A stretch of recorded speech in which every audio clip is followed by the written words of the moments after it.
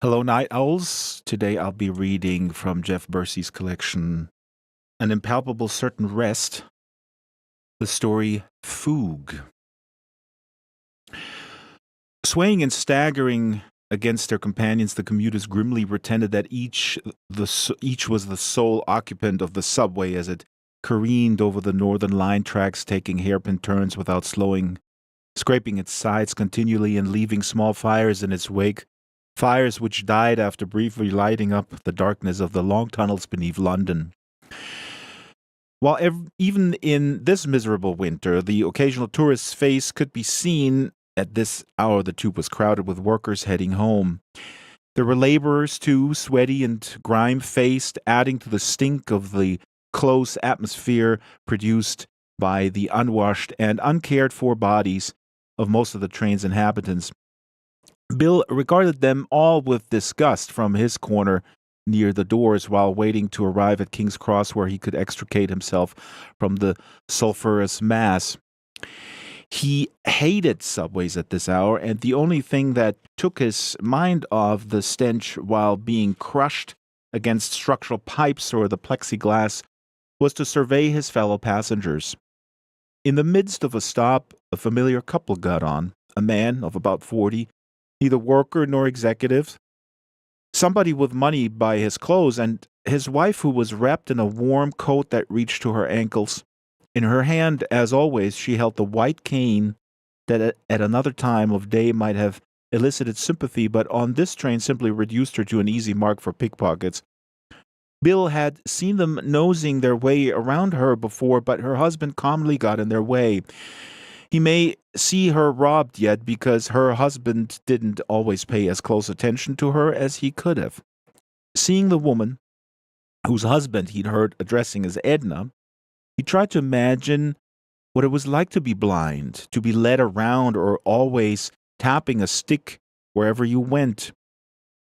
Wouldn't be so bad not to see these faces every day. Mine too.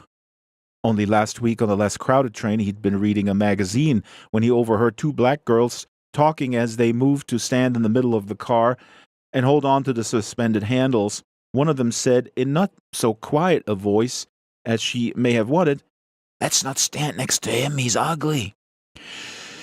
He had looked over the top of his magazine to see her, his features as unperturbed as if she hadn't spoken at all. The girl was looking at him, perhaps aware of the loudness of her voice, but as Bill didn't show he had heard, her face wanting to broaden with a smile at what she'd gotten away with, she turned and laughed, relieved with her friend. Inside, he simmered with rage that a complete stranger should think he was ugly and say so out loud where everyone heard her. It wasn't that he thought himself handsome. He figured he looked as appealing as anybody who had just spent 8 hours in a warehouse. His clothes were stained with dirt, his sneakers were torn up, and his pants were grimy. As for his face and hair, well, they couldn't be helped. He had learned to live with them. Undoubtedly, there was a bit of dust on him that he had missed when cleaning up hurriedly in order to catch that damn train, but he didn't think some stupid girl, what is she, 16, was allowed to say that he was ugly out loud. She's no prize winner herself, thin, scrawny, with thighs about the size around my wrist. Jesus, talk about me. But I don't say anything out loud, do I? And I didn't cause any fuss. Thinking about that again made him angry, so he went back to looking at the blind lady. He couldn't see her eyes because of the shades. Her eyeballs must roll around like marbles, but the rest of her face wasn't bad. A bit sallow, but that's English beauty for you, topped with short, light brown hair. Her face had nice bones, though, and the wrinkles weren't too pronounced. Her figure he'd only seen once, and it seemed okay, smaller breasts than usual for her, and that was good, not bad legs. Her face when she laughed was pleasant, and her husband was always talking to her, reading the poems of the displays, and just keeping her amused. Yet lately his eyes strayed to another person, pushed on the train by the crowd that waited impatiently at one particular stop along the... His thoughts were disrupted by a familiar jolt that struck everyone by surprise nonetheless, causing a woman's scream to burst out from the middle of the car and end in an embarrassing silence. Men cursed softly after that pause, and the metronomic beat of the complaints that invariably began after a wrenched "God!" from someone built steadily to presto fortissimo before subsiding into an uneven scattering of whining notes, until even these sotto voce remarks died off, leaving a quiet interlude broken eventually by a squeak like a violin peg tightening a flat string. Then the entire orchestra tuned up slowly, and the train once again moved. The solo note from the violin taken up as a theme, hurriedly and with reckless brio, as if by musicians not willing to play 1 minute more than the scheduled time of a musical's closing bars, anxious as they are to pack their instruments away before joining their friends for drinks after the performance. These interruptions in the ride were as normal as the husband's growing attraction to a quite beautiful red-haired girl who used little makeup, unlike most women here. She had a tight automatic smile, the one anybody in a large city comes to possess, and long legs, enticingly wrapped today in black silk stockings with incrustations of bold silver sequins above shapely ankles. She wore a bright jacket, a blouse, and short skirt that matched her perfectly, and around her neck was a gaily colored scarf. In the last few weeks of London's foggy, wet winter, she was dressed in pleasant, cheerful clothes as if for summer, and Bill's mood lifted momentarily at the sight of her. He hungered for another sight of her cleavage, for he had once seen her black brassiere against her pale skin, and it had scored a mark on his memory. He also realized that the husband, whose name he heard for the first time this particular day when his wife, alarmed at a long silence on his part, called out, "Eric!" then became flustered as her voice sounded as loud in her own ears while her husband had been looking, as the young girl adjusted her skirt, squashed by a press of people surging onto the train, had been eyeing her closely but arrested his interest, swung around to his wife, looking as he did so directly into Bill's eyes with a smug and slightly scornful, proprietary look, murmuring reassurances in her ear, calming her down.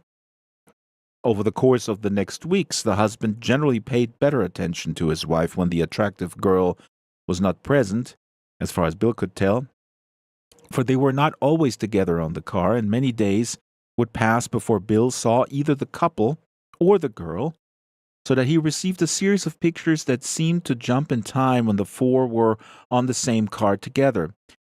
He was conscious once again of the habits of the British, who would often choose the same car when going to and coming from work, just like he did. When the girl wasn't present, Eric would release acerbic remarks on current events and other people who had just left the train, or else told stories he made up for her, describing an individual who had left the subway and musing about the private life this or that one might lead. His wife was constantly amused by him, yet desperation showed in her laugh. Not hysteria or anything crazy, more like loneliness. And in Bill's mind, her blindness accounted for that. She talked often about their domestic affairs, and over the usually meek voices on the train, he could hear them discussing the redecorating of their home, a visit to this or that opera, a dinner engagement with close friends, never a word about children. Perhaps they had married too late. Though he looked older than her, in his 40s, she probably in her mid-30s, though an initial view of her face might make one think, like Bill had on first seeing her, that she was the older of the two. When the girl was on the train, Eric paid a great deal of time in answering Edna's questions after asking her to repeat them, above the sound of the train responding when the noise of a sharp turn began to mount.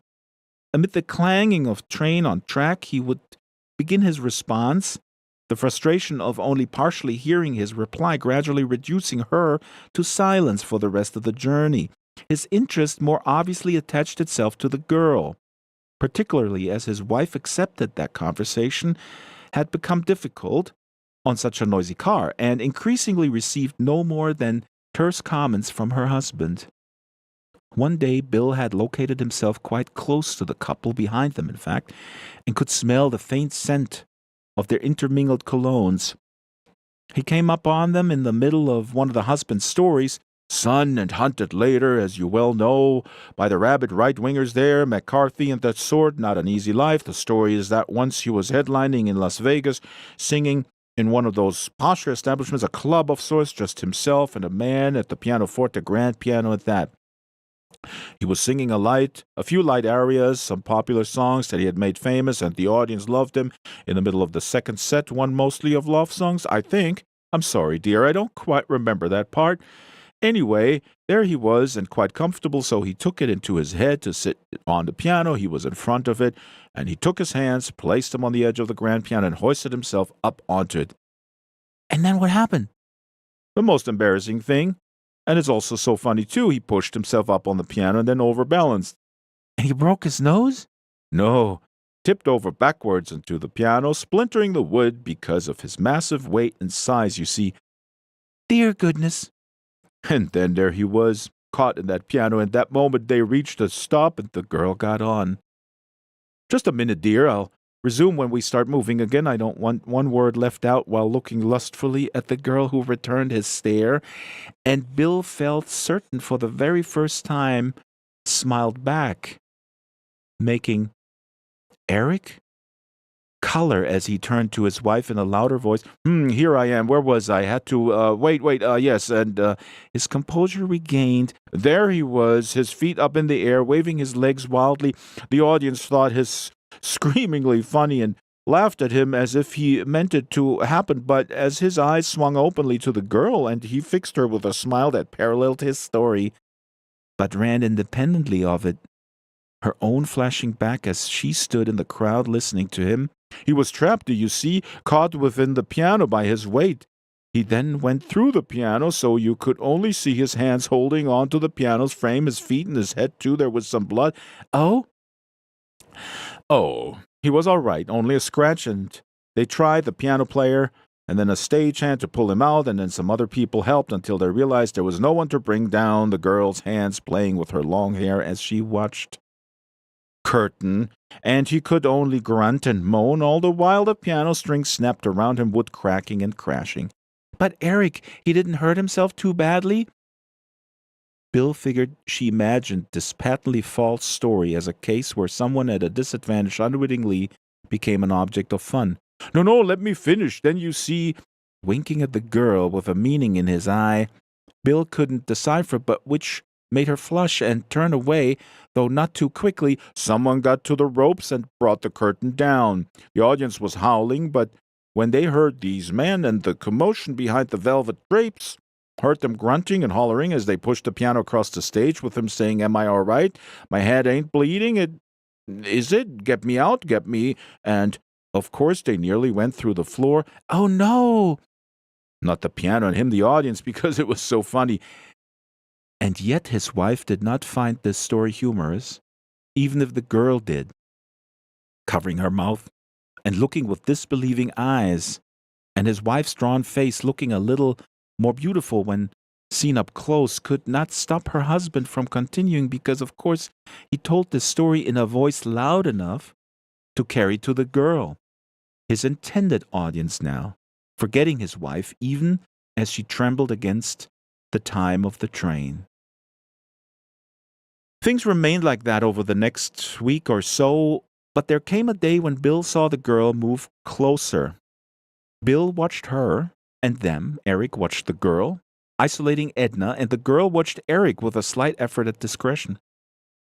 The day that she stood 2 people away from Eric, dressed in a smart suit which complemented her figure exceedingly, his wife looked around sharply, exclaiming in a voice a shade too loud for public transport, "There's a rather nice perfume here. Who is it?"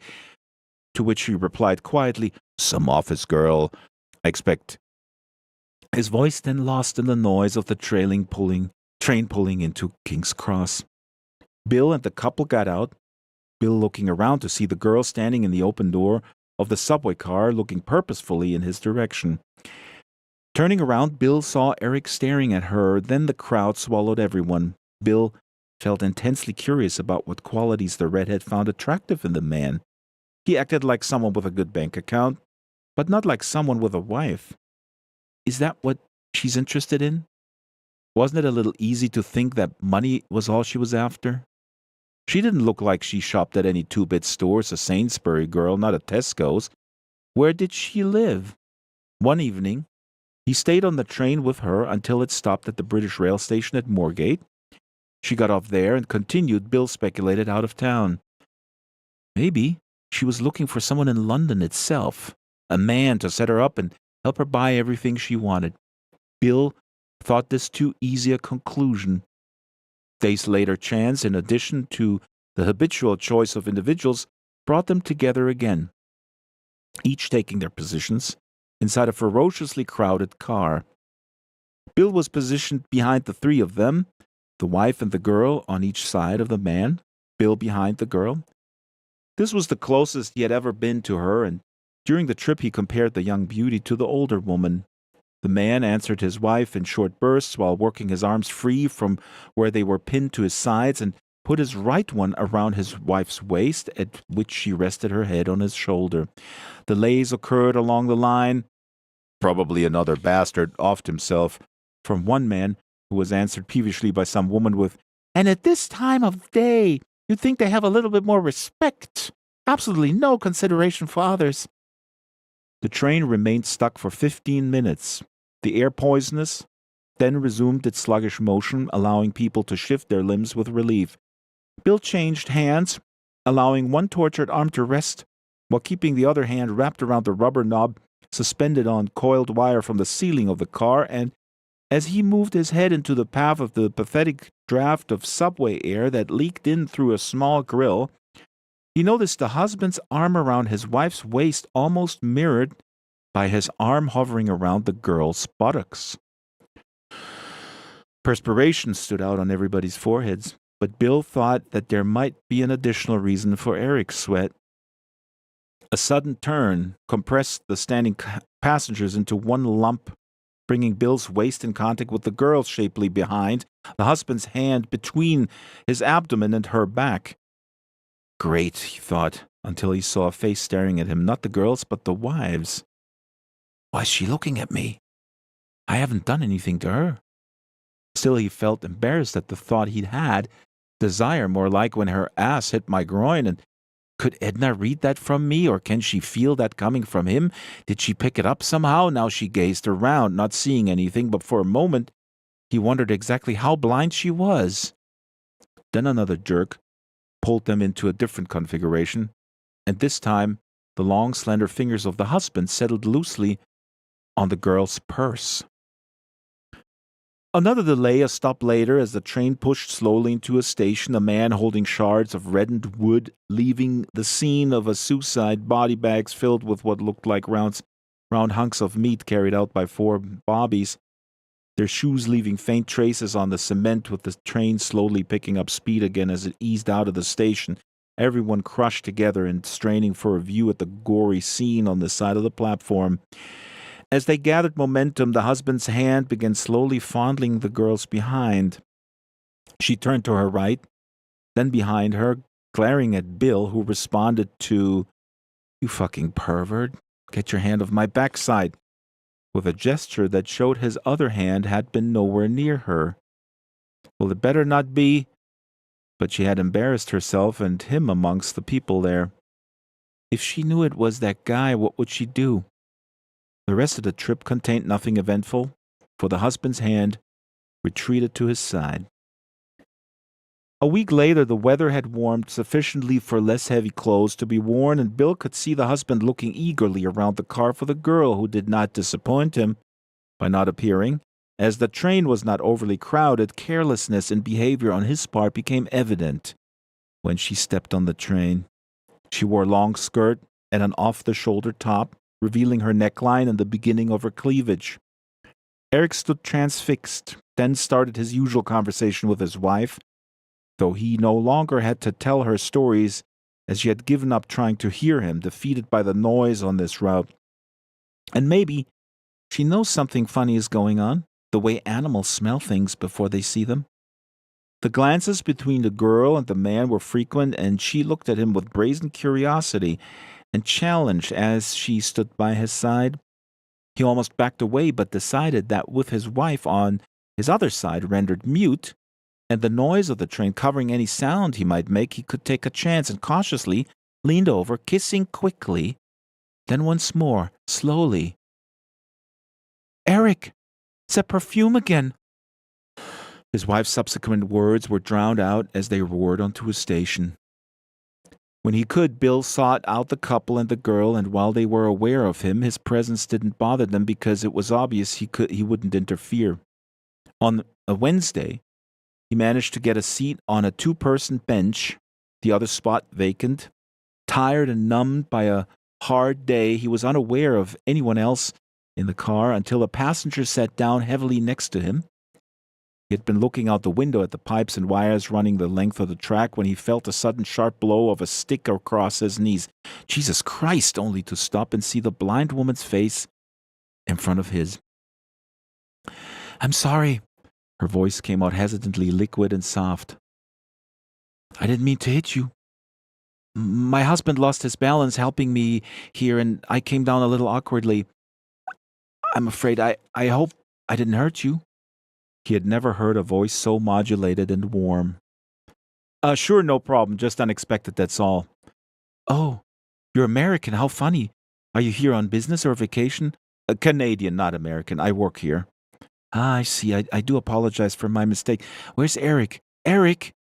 He's trapped by everybody in the middle of the car," supplied Bill after looking over his shoulder through the plexiglass. Her husband in plain sight. Turned away from his wife and openly kissing the girl, whose arms guided his hands over her body. Most everyone else looked away. I see his arm, unable to tell her what was going on. "Oh, the dear man, he gives up so much for me." "Yes, I see that," and then regretted lying for her husband, who was pressing the girl against the plexiglass wall that separated them from the seat his wife occupied. The girl's back was to Bill, and the man's face leered down at her, totally oblivious to the looks from a few passengers who had woken to the fact that some kind of drama was unfolding. A rather smutty sex scene in their view, although they had missed Eric dumping his wife next to Bill. "Excuse me for interrupting you. You're not reading, are you? I don't hear you turning any pages." No, I'm not. What is it?" "Have you been in England long? Where do you work?" Bill paused before telling her the truth. As with many English people, she would not think of asking a complete stranger his name. "I'm here for a few years just working odd jobs to see if I like the place," he told her briefly about his job. "Ah, regular job. Then, I mean, you go to work every day at one time and leave at a regular time?" 5 days a week, always, and I'm on this train like clockwork." "Ah, you can't afford a car?" "No." A manicured, ageless hand waved slightly in the air. "Then you can tell me. I've noticed a delicious fragrance, a trifle to something or other for me, mind that someone here wears. An office girl, Eric says, but that seems a little too dear for her to be able to afford. Can you smell it?" Bill felt caught by the answers inside him. Dumb, I didn't see that coming. And he cast a glance at the two absorbed lovers. "I hope this tube stops on a dime and you bite each other's tongues off," he responded slowly. "Let's see, there's a couple of women over there who look familiar. Maybe it's them. Sorry, they're a few seats down. I mean, in the next part of the car." And once again, his sentence was chopped off when she somewhat crossly said, "No, nearer. And it has to be someone you see fairly often who travels alone. I can smell it from here." He looked up and saw King's Cross approach, thinking that the end of his trip wouldn't be soon enough. "There are a lot of people here, and some of them are on it every day, sure. Maybe it's a new perfume?" "Thank you for your help." Dryly. "I truly appreciate it." He began to move away from his seat. "Are you going?"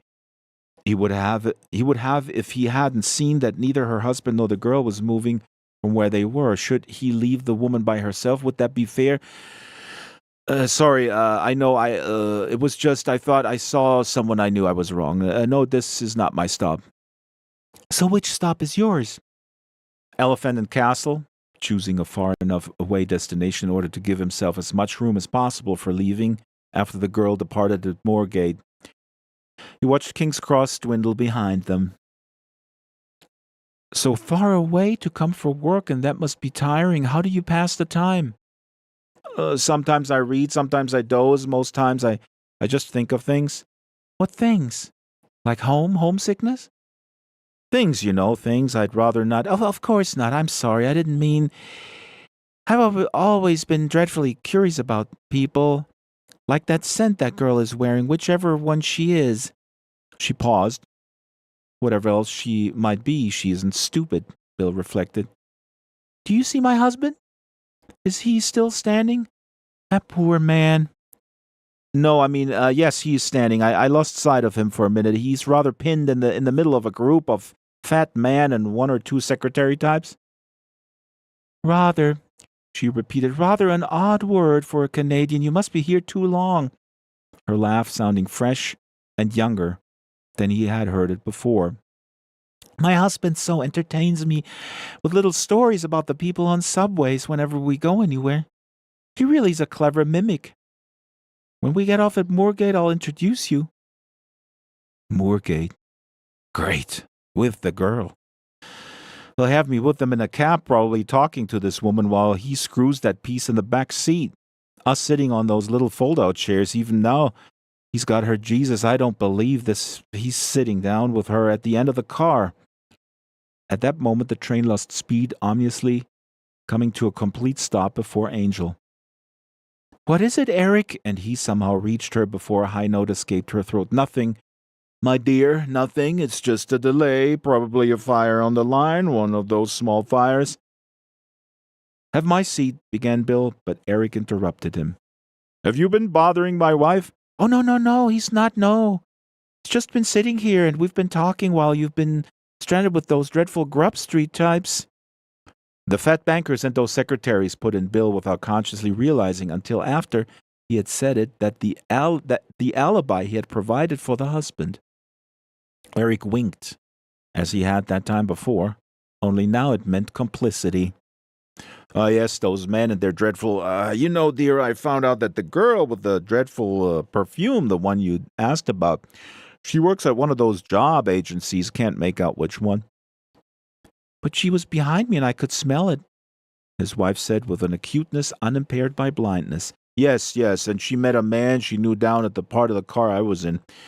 Most rude of her, she just waltzed down that crowded aisle without the slightest consideration for anyone spraying that scent when she got there, because she's going out to dinner with someone when she gets off at the station. And, his voice dropping conspiratorially, taking in Bill too, she's as big as a house, with that perfume. Vulgar women. Vulgar. Why don't you join your wife then? And what do you do? Dear, this is the man I was telling you about. The worker. The one who always looks as if he's put in an incredible day's effort. You recall me telling you about him? You do look knackered, you know. Thanks very much for the offer of your seat. Now, I'll just wait until you get up and... Oh, him! She turned slightly to regard Bill. No, he can't be. He's got a long way to travel, Elephant and Castle, dear, and we get off in just 2 stops. Let him rest, the poor boy. He's strong. He can stand for a while, surely. Then you can take one of our seats, yes? I could take you out, pal, if you don't watch your fucking lip, thought Bill. Yeah, no problem. Just let me get by. Oh, now see, you've made him mad. Eric, he's tired. The strength of her hand alarmed him, as she unerringly clasped his arm. Sit, please. Eric, don't cause a fuss, dear. He'll have to stand all the way if you don't let him have his seat. But are you sure? Would that be all right? He's not. I'm sorry, no offense. You won't mind, Edna. Are you sure? Of course I am, dear. Don't worry so much about me. Fine, then. I'll find a spot somewhere. He went back to his seat with the girl, and both looked every now and then at Edna and Bill without guilt. The train eventually limped into Angel. The crowd of commuters was larger than normal due to the delay. Every inch of space taken up by loud businessmen and arguing contractors who blotted out Eric and the girl. Instead of making it up for lost time by rushing to the next destination, the train kept its doors open, waiting for the next load of travelers. Most of them would not be able to squeeze on. Eventually, the subway listlessly proceeded to Moorgate. My husband, he's like that. Startled that she knew that he was doing, Bill said, Do you mean you... I don't understand. What? That he cares for me? Thank you. No, I don't mean that. She laughed again. Obviously you don't have a girlfriend or wife. My husband said you spend a lot of time looking around at the women. Is that all you think we're good for, to be looked at? No, you don't understand. I gather I don't. What I was about to say is that my husband is worried strangers might take advantage of me. And the reason he guides me around so much is that 4 years ago I took a bad fall and damaged my sense of balance. That's why it's so important for him to stay with me at all times. And I'm like that, huh? He responded, thinking, what is it about me that brings out the best in people? Don't get me wrong. And then it was her turn to be embarrassed. Really, he's only said you look rumpled and tired, not harmful, if you know what I mean. Curious, I suppose. I see. He meant it as a compliment, faltering, revealing that there might be more to whatever inventive story he'd made up about him to amuse her. They traveled along, conversation stopped by her remarks, and impossible anyway due to the orchestra's fanfare of drums and trumpets as they arrived one stop short of their destination at Old Street. If he told her so much about me, then he knows I get off at King's Cross. What does he think I'm doing here, helping him or something? The bastard.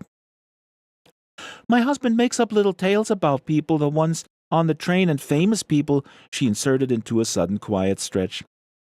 He only told me that you seem to work awfully hard. Should you wonder if he'd said anything else about you?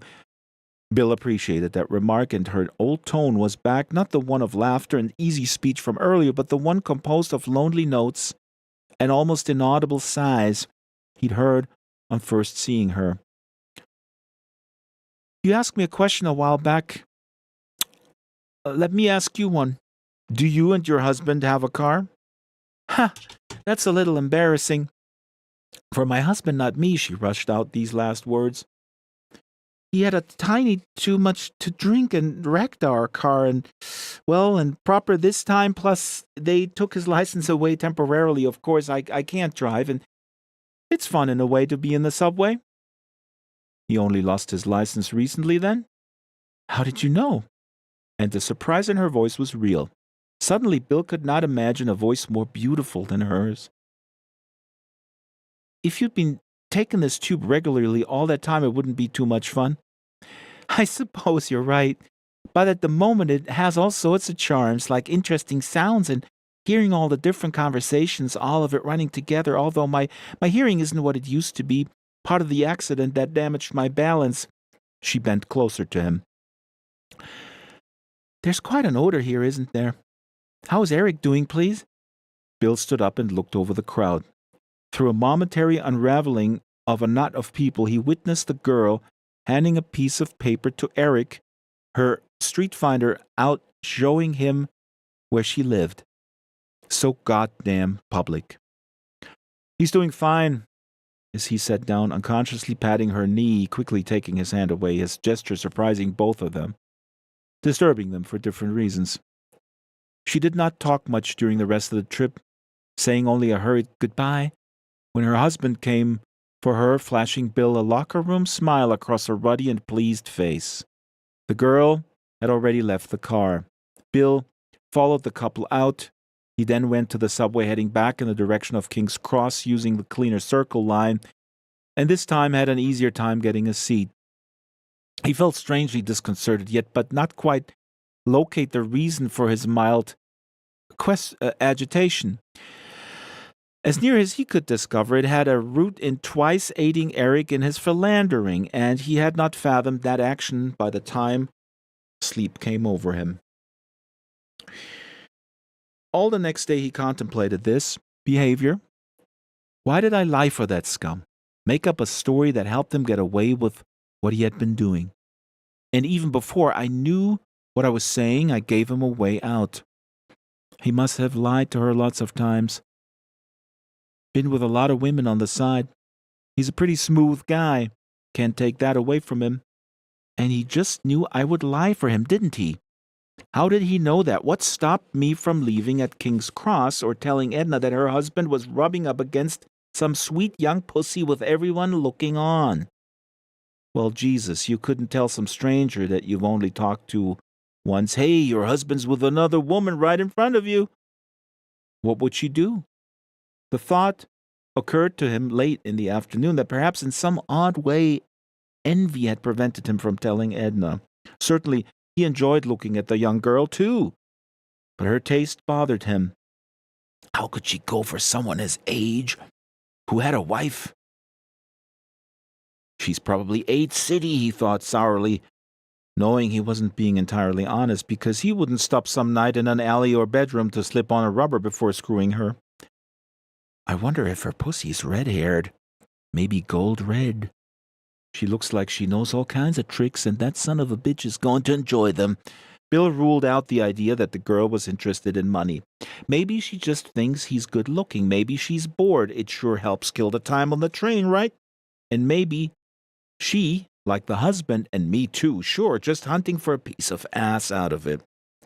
There's nothing wrong with a woman wanting to get humped or sucked off when she feels like it, but coming on to someone's husband while his wife's right in the same car and her blind and not even able to stand straight without him, that was shitty. Maybe that's it. Maybe that was the thing she was doing. If you could steal money from under the nose of a teller in a crowded bank, knowing no one would butt in and that the teller couldn't see you, why wouldn't you? This girl, there she is in a car full of boring men, people with nothing special, and this guy with a bit of dough gives her the eye. Maybe she's interested, maybe just playing. Then she looks at the wife and thinks, hey, I could go right up to him and she'd never knew it. Oh, she might hear me, smell me, sure, but in a crowded car, you're going to be close to people. I could just rub right up against him and feel what he's got. No problem, and he wouldn't mind. The thrill of it was that she could do it with everyone else watching, betting no one would say a word. How would the wife be any wiser? So why not?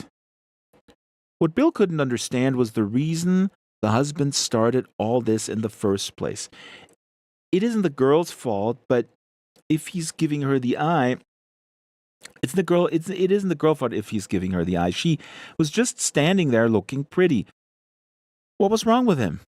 So what if his wife isn't a beauty like the young one? She was his wife, for Christ's sake, married to him for years. Maybe he got tired of leading her around all the time, of all the talking and that. Maybe he wanted someone who could handle things on her own, who wouldn't be straining him every day.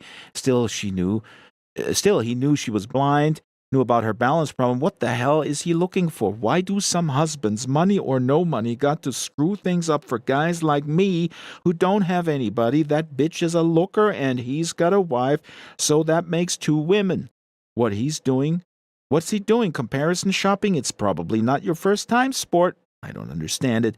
What way is Edna no better than her? Beauty, sure, but she's not bad looking. A hell of a lot more refined than her, or him for that matter. That voice so lovely smooth. Maybe she sounded a little odd at times when she's left alone, but is that enough to dump her? What was it he was looking for? That evening, Bill boarded the train with his familiar companions, the first time they had ever been together 2 days in a row. Eric was nattily dressed in an expensive Italian midweight suit, while Edna had on a more casual dress that for the first time exposed some of her neckline, though she did wear a light coat wrapped around her. All eyes were on the girl, every male hormone excited by her attire. Her hair had been swept up to reveal ivory skin and prominent shoulder bones. Her black dress had a collar around the throat, then was backless down to the middle of her spine.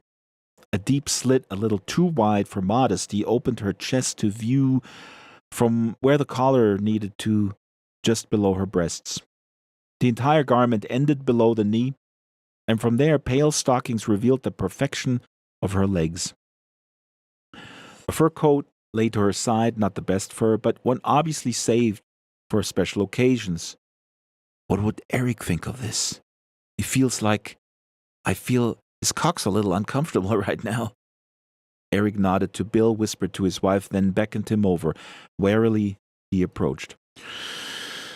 Edna has a favor to ask. I have a business appointment in Hampstead about some investments, and my wife has to get back home.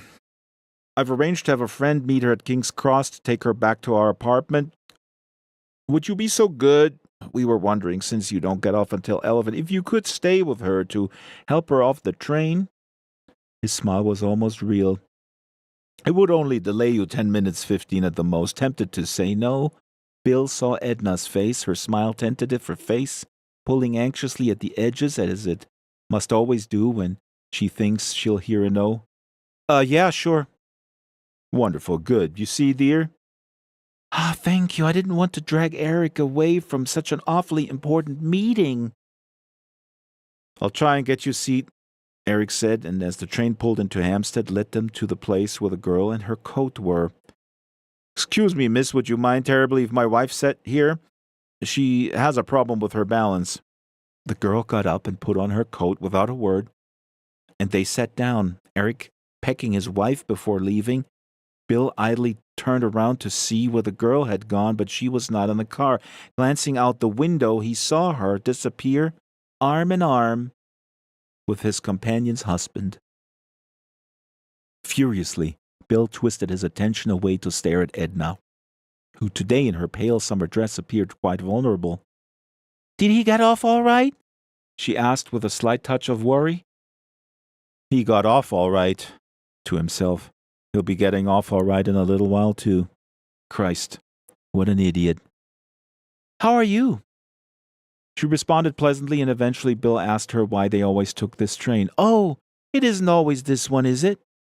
Although we English are pretty predictable. You see, we have an invalid friend of mine who lives near the tube station. She just gotten out of the hospital, having had a woman's operation, and she feels quite sad. I try to visit her as frequently as I can because her family lives away. She's so lonely, and I know how. Then we head back home for a late supper. His curiosity satisfied, Bill and Edna talked about other topics until the train pulled into King's Cross. Bill got out with her and looked for the friend she had described who would pick her up. 20 minutes later, she had to sit down, dizzy. Are you sure someone is meeting you here? Why, yes. Eric called a friend this morning to arrange it. Probably took the phone off the hook and pretended to dial. Thought Bill. Hello, Tess. Yes, I have a wife who needs picking up at King's Cross. She'll be with a dirty-looking sucker named Bill, a Canadian. You'll have no problem recognizing them. A blind, dizzy woman and a grime-streaked young fellow. Don't worry, if you can't find them or don't make it, they'll be able to get home on their own. Bill got up when Edna said she felt better. He realized she was close to crying, that she had probably never been on any arm but her husband's for years. Frightened to death, I'll let her trip or knock her down myself. Is this what he doesn't like, her reliance? Always having to worry about her? Is she always this afraid, or does she think he'll never come back if she lets go of his arm? You okay? I'm fine, yes, but I think... what? Could you tell me where we are? I need to know, or please take me to a phone booth. I'll call a friend who'll take me back. She should be home. Bill walked with her to the telephones. There was no answer at her friend's. How far do you live? About 15 minutes walk. I'll take you there. At which she pulled back as if he touched her knee. No, that's not necessary. Thank you. Trailing off into a trembling silence. You'll what? I'm not going to leave you here to be mugged or something. Don't say things like that, she thought. He thought, or she'll be really scared. Think. She acquiesced after a few minutes to his guiding her home, although he kept the pretense alive that he was a stranger to this part of London, more at home in Elephant, which he had only visited once. Edna guided him, and the quarter-hour walk extended to 45 minutes, made longer by her pointing out this shop there or that one there, the map of this area a braille grid in her head. She could tell you the stores and sites, but to find them on her own, no chance. Bill remembered a movie he'd seen about a blind white girl and a black man, Sidney Poitier, was it? And how he helped her, and she loved him. And her parents didn't care enough to teach her to get around a city, making her like Edna, helpless. They made their slow way along. A young man, rougher looking than he was, escorting a trembling older woman whose staccato raps with her cane underscored their conversation. He must have had this planned, keep her nervous and occupied all the way home so she won't think too hard about where he might be gone. When I see him next time, I'll bust him so hard he won't be able to screw a light bulb. What am I doing here with his wife? Why am I babysitting her? Boy, he had my number pegged, a sucker born every minute. What are you thinking? What? Nothing, just looking for your street. Like I said, I haven't been in this area before. I usually, caught himself as he was about to say go in the other direction, instead finished with, only visit other parts of town. It's nice here, isn't it? Such a difference, Eric tells me, when you come out of King's Cross and go to Islington instead. I enjoy the park so much in the summer, and on days like today when it's warmer than normal, it's so nice. I know the flowers are out. The smell is so wonderful. When is Eric's meeting over? I mean, you won't be home alone for long, will you? Or are you used to that? He wondered if she might get alarmed at that question, or whatever the hell she felt when Bill said what he thought were innocent things. He was curious if there were any other surprises waiting for him along the way, like holding her hand until her husband could drag himself away from that girl's bed. He looked at her face to gauge the response, surprised that a great deal of the nervousness that had been there at the beginning of their walk had disappeared. Not until late. The friend he mentioned invited him to supper, and after that some other people who deal with stocks and such are getting together there. Apparently it's about an important opportunity Eric has been looking at for a while. I don't know precisely when he'll be home. As for me, well, you probably don't think the blind can get around at all, but I know every inch of our flat, renovations and all. Oh, I didn't mean anything by it, you know. She softened, her arm clinging a little bit more tightly to his, and as a consequence of which he almost ran them into a pole. He shook his head and stopped thinking how this March light and this false spring day combined to wipe years away from her features. Though it was slightly chilly, now she preferred the breeze wrapping around her to the coat's protection, and her dress fluttered merrily in the wind. At length they reached the apartment. Not normally a walk-up, but as the lift didn't work, he helped her up the stairs. "How do you make your way around the apartment with your balance like it is?" "You don't give people like me much credit, do you? There are chairs there and tables, lamps, couches, that sort of thing. Eric made sure all the furnishings were placed in such a way that I always have something to hold on to or lean against," which Bill could see as the door opened and she turned on the lights.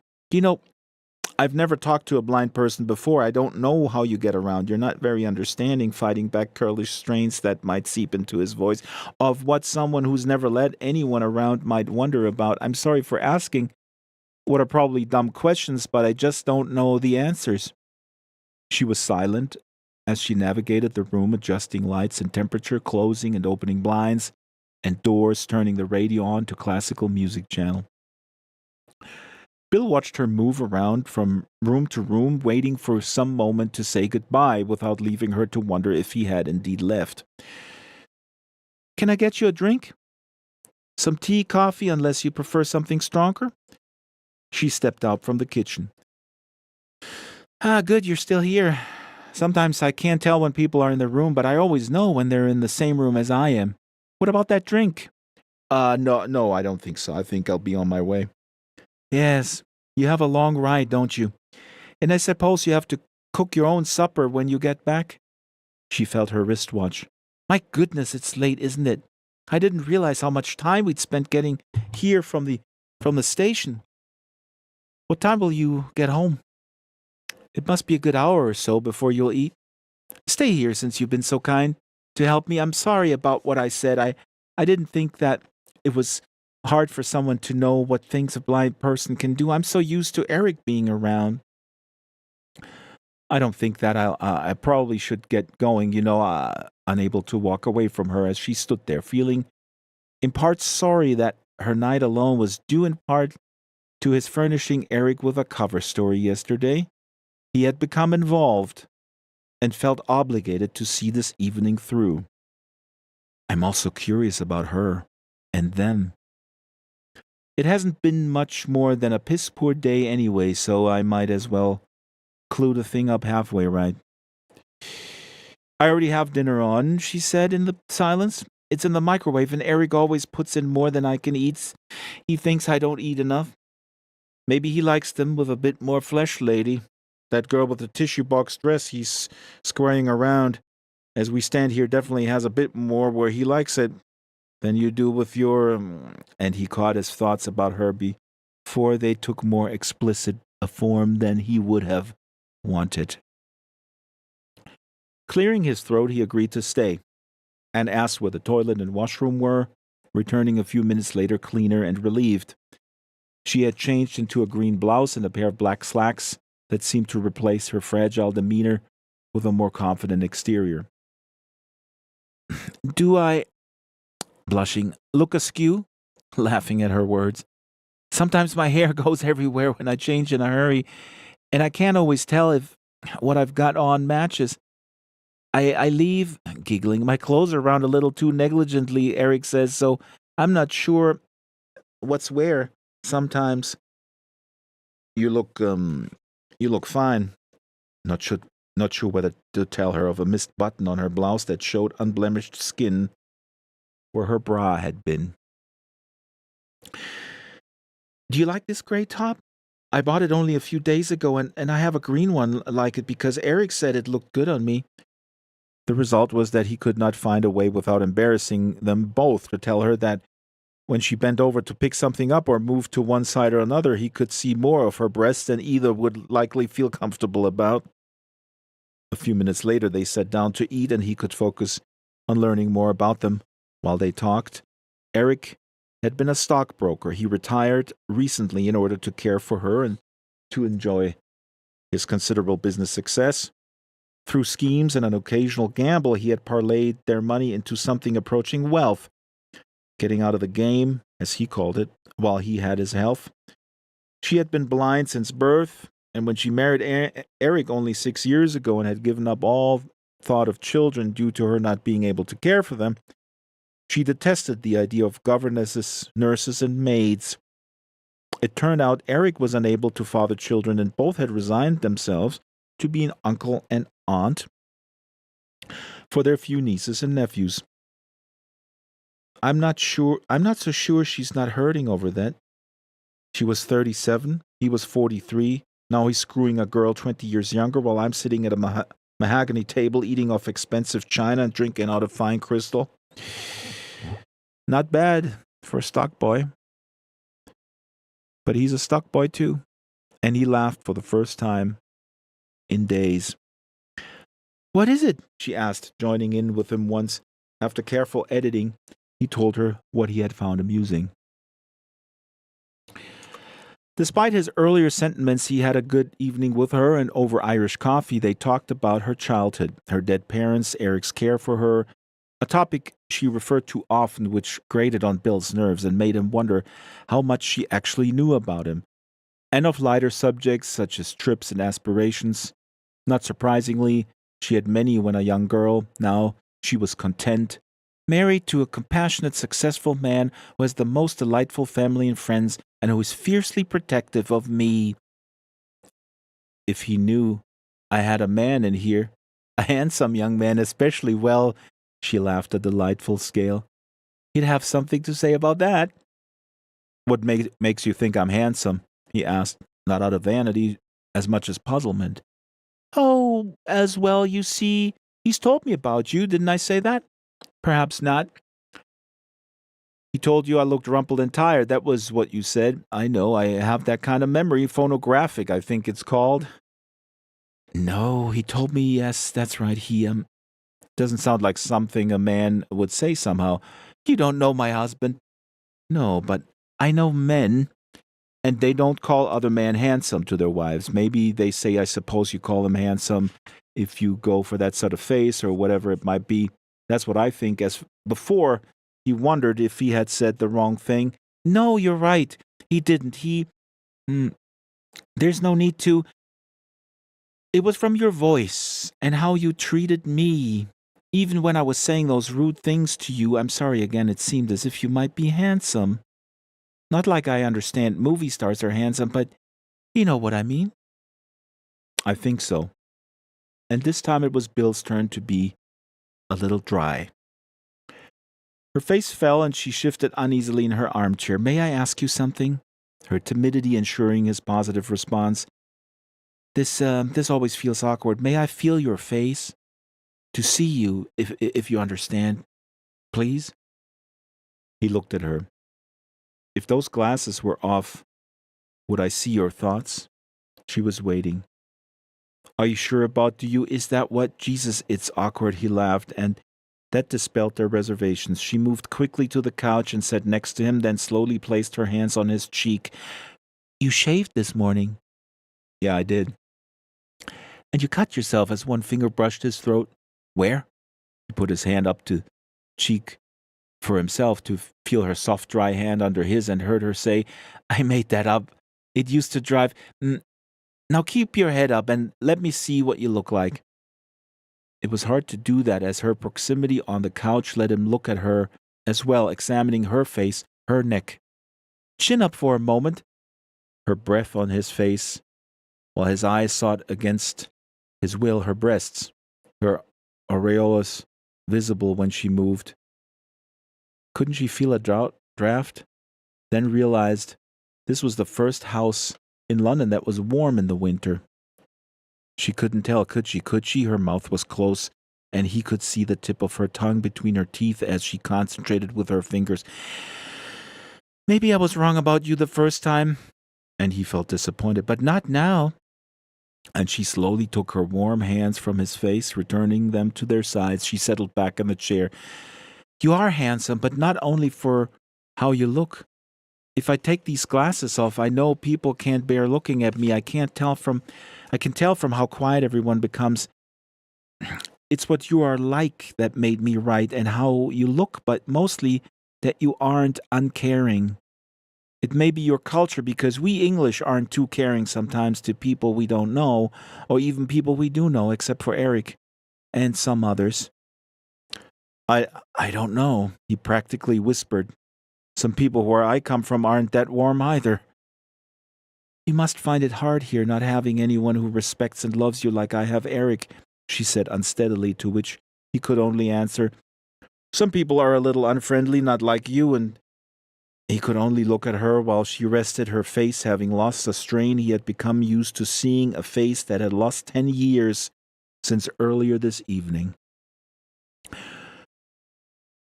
Can I ask you something? Can I see your face? You mean my eyes? I normally never show them to strangers, not even friends, unless, but yes, you can. I don't know why. She leaned into him. He took her glasses off gently and looked at them. Looked at her, then her hand raised his to her cheek below her right eye, saying hoarsely, I have to have people look at me as I look at them. And he stroked her face wordlessly. After a minute, he put her glasses back on. You have a beautiful face, he would have said, if she did not get startled easily, so consequently remarked, I think your husband's lucky, which he meant, but thought it struck her in a peculiar way, and she eased herself up with, How about some red wine? And the evening continued. When he left, 2 hours later, he thought that some assholes have a nice woman waiting home for them and screw it up with a girl who you meet on a train, but stopped. I want to have her, don't I? Isn't that what this is all about? He got there first. Resentment burned inside towards Eric, who had succeeded where he hadn't. Her soft skin and attractive figure, what else could I feel? This miserable line of thought occupied him all the way home. The next week, he had to work late and decided to reward himself with a night out at the much-talked-about club on Saturday. Around 1 in the morning, he glimpsed Eric and the girl. A step down for him, pretty normal terrain for her, it looks like, and they can do what they want here without anybody saying anything. Gossamer threads of lace rained in her breasts, the sides were scooped out of her dress, and a slit up the leg to the top of her thigh allowed his hands inside. Soon, she was on his lap, and by watching very closely, Bill observed him unzip his fly before she settled on him, pretending to dance over him to the music blaring from immense speakers. Who's watching her now, he wondered, obscured by the gloom of his corner at the booth adjoining theirs. Get rid of her, why don't you, fucking hag? She'll ruin you. Can't you see that? You want to take care of her the rest of your life. Now settle back, let me finish off. I'll be damned if that's the way things stay. Right. Now you see it's better that way. Only do it soon. No, it's not that easy. Children, lawyers, contracts, property. You don't understand the ties. Why is he lying about this? But don't you want me? And this every night? The flurry of drum beats from the dance floor forcing their words back into the booth. Eric trapped in the discord with her legs wrapped around his waist, one hand rubbing the side of his head. I think I'm bleeding from that noise, the percussion. Can we get out of here? Grunting and pushing against her while she led him up, and they argued across the floor out into the cool night air. On Thursday, Bill took the same car as he always did, seeing the couple's backs as he hoped for the arrival of the last of their party to board at the next stop. Edna was pale and cloaked in her long coat, winter weather having returned unexpectedly, her husband irritable but managing scattered remarks. When the girl got on, he expected Eric to ignore Edna entirely and moved up for a better view, the girl seeing him first. She ignored Eric, motioning with her head to Bill, who, confused, made his way to her. Look, get talking to her for a minute, would you, love? I've got to talk to Rick, flashing a mechanical grin and looking away while she waited for him to do what she asked. Bill decided to do so out of curiosity, yet felt tense. He made his way through the crowd and was about to say something when Eric spoke first. What the hell do you want? After getting my wife drunk, you come around and act like we're friends? Is that your game? I don't appreciate it. Her face wore a strange look of contentment and something indefinable blended with sympathy and wistfulness. I'm sorry Eric's so jealous about the other night. Be quiet, Edna. Don't think I don't know what you were up to trying to get her drunk. A woman with her condition. You're lucky we don't press charges. Get away from us. Bill made his way back to the girl who, like other passengers, heard Eric's tirade. Thanks, that's all I wanted to know. What a bastard. And he realized her anger was directed towards him as well as Eric. What the fuck are you staring at? Goddamn pervert, you get off doing it to blind ones, do you? You've been looking at her with that stupid dreamy look for how long? Then you fucked her, yes? He says, and what am I left with? You went back to her once he knew about you. You screwed me out of what I wanted. You knew what he was going to say? Her face changed. No, I just had to know who he wanted, me or that bitch. Now I do. That's all. Now keep the hell away from me, understand? Bill retreated to the back of the car. What did Edna tell Eric? What did she make up on her own? The drinking, the missed button? Could he have made something of that? Something that never happened? Then it came to him that the indefinable look in Edna's face might be one of victory in winning her husband's attention back from the dangerous distraction she had connected to the perfume and his silences. She thinks he's back with her like before because he holds her and gets angry at me for something he has to know didn't happen. As soon as the girl wanted him to leave Edna, the fun was gone out of having her on the side. He only wanted a mistress who wouldn't want anything from him, and it's only a matter of time before he starts searching around again. Another less pleasant thought occurred to him that perhaps Edna had purposely used that evening's dinner to pretend she had been interested in Bill. The drinks, the loosened blouse, her touching his face, her natural intelligence, all could be convincing, and if she embellished things even a small amount, Eric would be convinced that at some time she could find a lover and feel threatened that at a sudden show of a type of cunning he hadn't presumed she possessed. Or, and this was worse, perhaps she had wanted something to happen that night between them, waited for him to take a cue from her actions. But being friendly with some man didn't mean trying to get in bed with him. Just because you were alone and maybe she only wanted to see if he could try something with her. Bill tried pushing these ideas away, abruptly refusing to think any more about how he felt.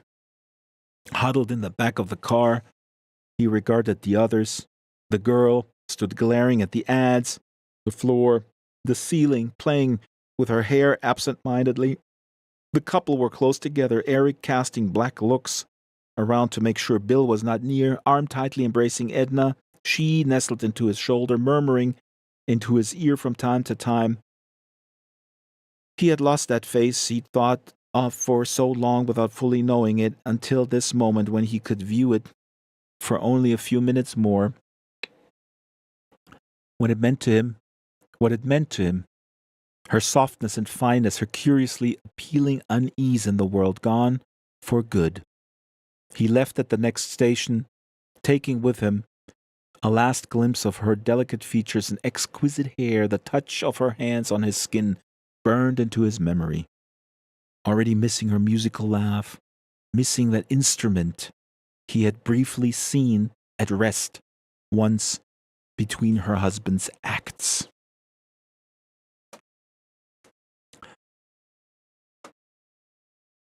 And that concludes the story Fugue from Jeff Bursey's An Impalpable Certain Rest.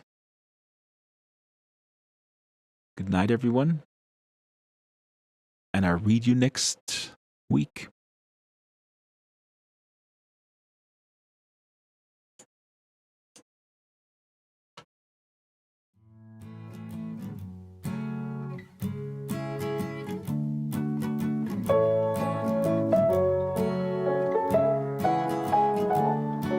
We're all thrown into it, one way or the other.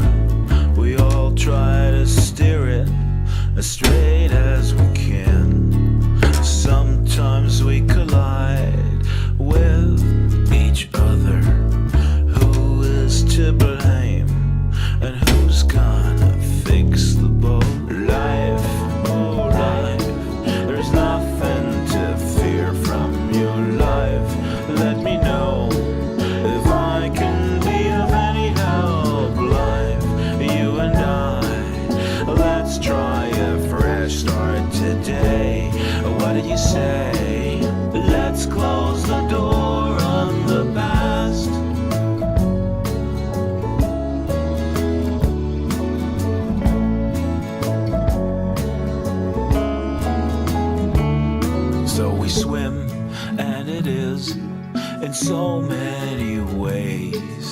just a little trick to keep our heads above water. But now I'm not afraid anymore. Life, oh life, there's nothing to fear from you, life. Let me know if I can be of any help, life. You and I, let's try a fresh start today. What do you say? Let's close the door on the past. Oh life, there's nothing to fear from your life. Let me know if I can